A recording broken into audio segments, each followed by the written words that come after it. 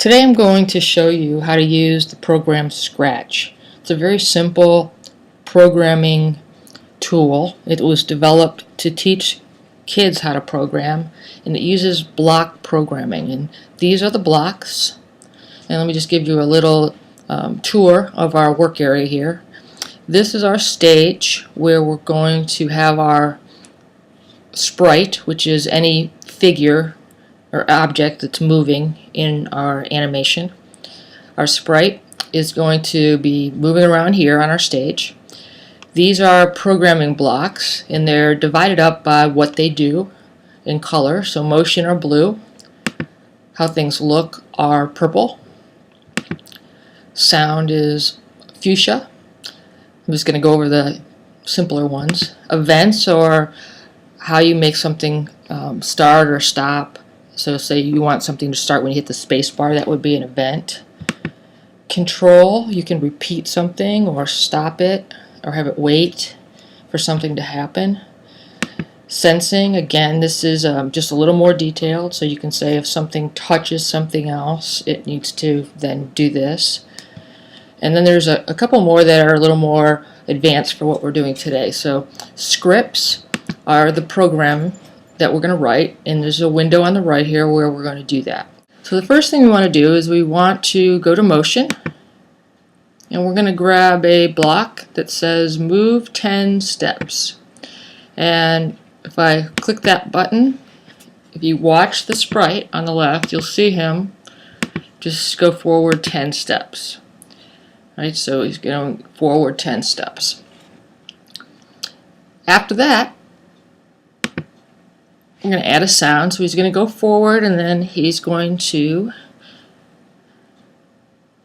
make one sound. We'll make a drum sound.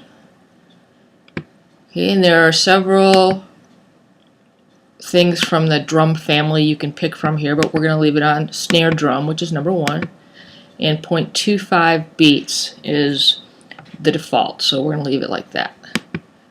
So now he moves 10 steps, and then the drum plays. Okay, so now let's move him back 10 steps, so he'll be going forward and backward. Go to motion, get that same block that says move 10 steps, and notice when I move it up here next to the purple block, you get a little white halo, and that means it's going to lock together. So you don't have to be right up touching the block, but as soon as you see that little white line, you can go ahead and let go. And we're going to make it negative 10 steps. So we'll go forward 10, back 10.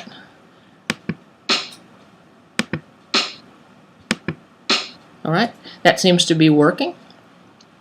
Okay, and you can always start the sprite wherever you want to on the stage. I'm just going to move him back a little bit. We can move him again later. Alright, next we'll add another sound. So we'll go back to sound. And I am going to go to that same one for drums. But this time when he gets back to where he started, we're going to change the drum to a cymbal. We'll leave the other as the default. So to get this to play, I'm just clicking on this top block. What if I want it to continue to play? Well, then I have to go to Control, and there's several blocks, and I'm just going to get the repeat block, and it has a 10, so it'll repeat 10 times, and I can always change that. Let me change that to 7 right now. And ideally, we need this block to wrap around all of these blocks, and this is what this block is made for. So let's see, it should automatically help us with that. So if you move it to the right place, you'll see that little halo. Let go. Okay, and now this thing should repeat 7 times. Make it 5 just so it's not so long. 5 times when I click it. Alright, and that does happen. Alright, next thing we want to do is we want to be able to start it not by clicking the block, but by clicking this green flag up here at the top next to the stop sign. So I'm going to go to Events, and we're going to start it when the flag is clicked. And notice this block only has one side that can be clicked in place. It has a rounded top. That means it's a starting block. You can't put anything on top of it. So now when we push the green flag, alright, so we've got our little guy dancing back and forth. It's kind of a boring stage though, so we're going to add a background. Down on the left it says stage and it shows a white background. And on the very bottom left you can choose a background from the library, and there are many to choose from. I'm just going to grab a little stage right here and click OK. And now our little sprite has a stage, and in this window we can modify the stage with some of the tools we have, but we're going to leave it right now. And if we wanted to go back to the white background we can just click that, but we're going to leave that. And I'm going to take our little guy and put him right here so he can dance on the stage. Okay. Alright, so we'll go back to scripts, hit the green, and now he's got a little stage to dance on.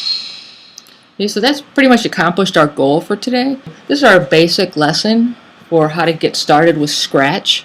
You'll be very surprised at what your students can do. They'll figure this out faster than you can. It's a wonderful tool and it's free.